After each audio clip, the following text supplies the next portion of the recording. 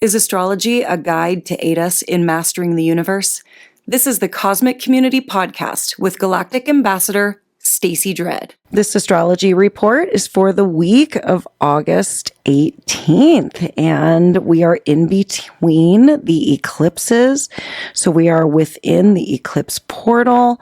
We had that solar eclipse last week in Leo on August 12th, and that is going to lead us into the Pisces lunar eclipse on August 27th. So the time in between, it's the wormhole. It's the moment that we have where we're flinging through the intense energy that's brought in by the eclipses.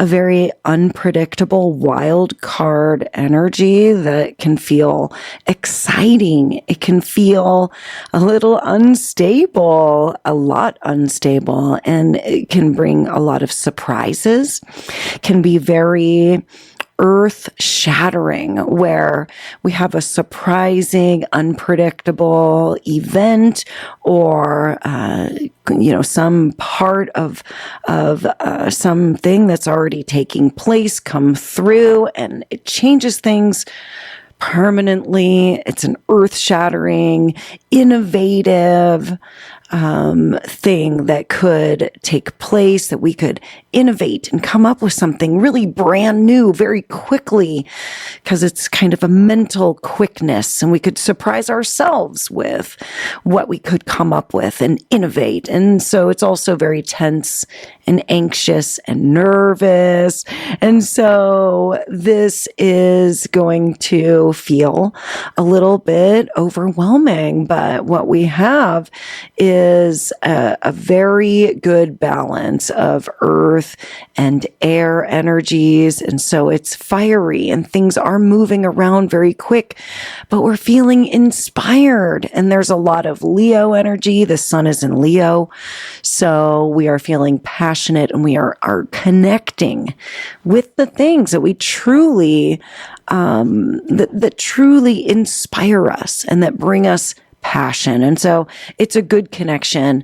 And this is a change of season this week. So the sun is going to be moving out of Leo into the earth sign of Virgo. So we're going to feel that change later in the week. But as we enter the week here on August 18th, the moon is in Scorpio, another supportive energy with all the fire and air. It's a masculine time of being active and taking forward steps and things happening very quickly.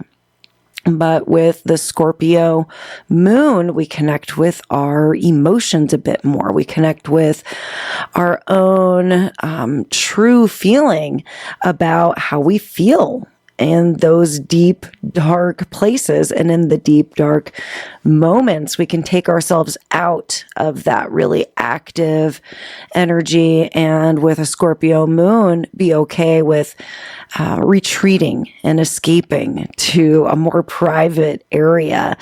And so that's very helpful. But on the 18th, the moon in Scorpio is going to make an inconjunct, a square, and an inconjunct during the day. And these are uncomfortable aspects that we have to make adjustments to, and it could be causing us to also have to sit with something, but then take some action with the square and sit with things again with that inconjunct.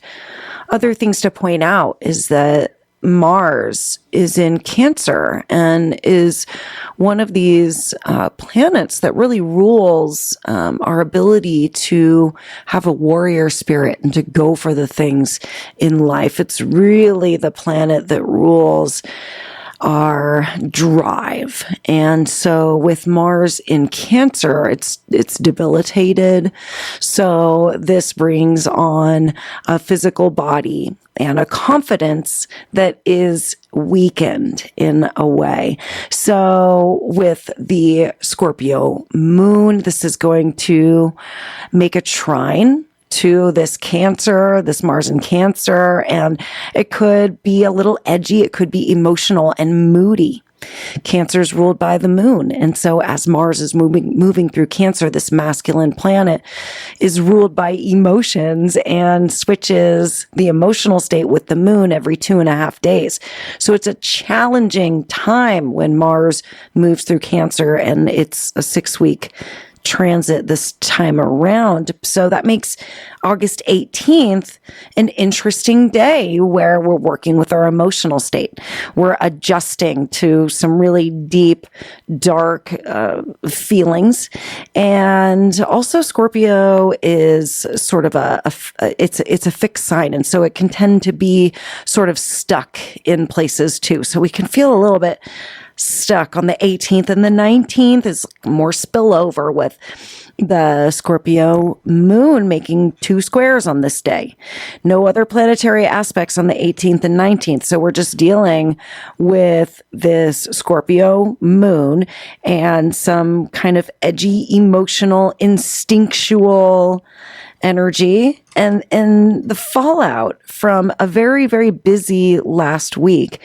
And also from just going back to the 17th, we had 3 planetary aspects on that day with Mars square Neptune, which is still in play. I was talking about Mars. It's squaring off to Neptune, and this is causing confusion and illusion and delusion and distortion. And with Neptune, it's more of that desire to escape and to pull away from things. And Scorpio can have that tendency also. So we're kind of fighting this tendency to pull away and escape. But, with squares, we do have to take some action. So on the 19th, we pull it together, because ultimately what a square does is it levels us up. So we want to take some positive action here. But with Saturn also debilitated in Aries, we see this mature planet also in retrograde. It's challenged here. Saturn normally is able to make mature, disciplined decisions and also deals with its own karma really well. But when retrograde and debilitated in Aries, can be weakened in all of these areas. So both of the kind of malefic planets, Mars, Saturn, and also the masculine planets, are in an interesting place. But if we can, work through that and utilize the rest of the energy in the chart, like the ability that Scorpio has to really reach in deep and say, no, it's time to let go here and it's time to grab a hold here. It's like the power and control is in our hands in Scorpio, and we can either feel it like that desire to escape, or we can step up in that opposite energy and grab a hold of that power and say, no, this is mine to take. As we enter August 20th, the moon is in a fateful position. It's in a T-square with the nodes of destiny at the 29th degree of Scorpio. This makes the morning of the 20th very destined, and really the evening of the 19th. So those squares, those actions that we take, they are going to have a permanent effect on the future, as any type of energy with the nodes of destiny do. And that is what we're working with during this eclipse portal. It deals with the nodes of destiny. 444, 444, 444, popping out of all my clocks here. This is Stacey Dredd, Galactic Ambassador in the Cosmic Community. They are otherwise known as the Nodes of Destiny, and they deal with fateful movement in our life. Right now, the nodes are just getting used to their toes being dipped into new signs. Takes 18 months for the nodes to move through their signs, and they move backwards. So they just moved out of Pisces, Virgo into Leo-Aquarius, out of feminine signs into masculine signs. And that was really a leading energy. It was part of the shift to this very masculine time with so much Leo, and with Uranus moving to Gemini, and with Aries having fresh energy there with Neptune and Saturn. And so with the nodes of destiny, we see fated circumstances come through. So that is what we're talking about with this eclipse cycle. We're in the portal where we can see these cosmic course corrections take place in our life quickly, without question, and very unpredictably. And it's going to be exciting, and it's going to be fast moving when it happens, because ultimately, on the full moon in Pisces, the lunar eclipse on the 27th, that is going to be in a T-square, another fated position, with Uranus, the planet of surprise and change and innovation. So that's where a lot of that is coming from. But moving back to August 20th, the moon is going to move into Sagittarius after it's in that fateful position with the nose. It'll still be there, but it'll be out of sign, and it'll be moving away from that. Sagittarius brings in more fiery energy. It's passionate. It's inspired. It is bold. It is very action-oriented, adventure-oriented. Sagittarius loves a good adventure, loves to be active, be out in nature, has a big connection with visions, like seeing the greater vision of things and visualizing things, and having some big ideas, and being able to pull together that grand vision, also involves the studies of religion and philosophy and just belief systems in general. Sagittarius loves to have a good discussion about, what we believe in and why we believe in that, and explain about ourselves and understand why others believe the way they do. Sagittarius loves that good discussion. And so then on the 21st of August, we have our first planetary aspect of the week. And this is a big one. It's a strong one. Venus in an opposition to Saturn retrograde. This is going to bring about some difficulties, some seriousness in relationships. The difficulty is because it is in opposition. And so we always see the need to make a decision. There's always some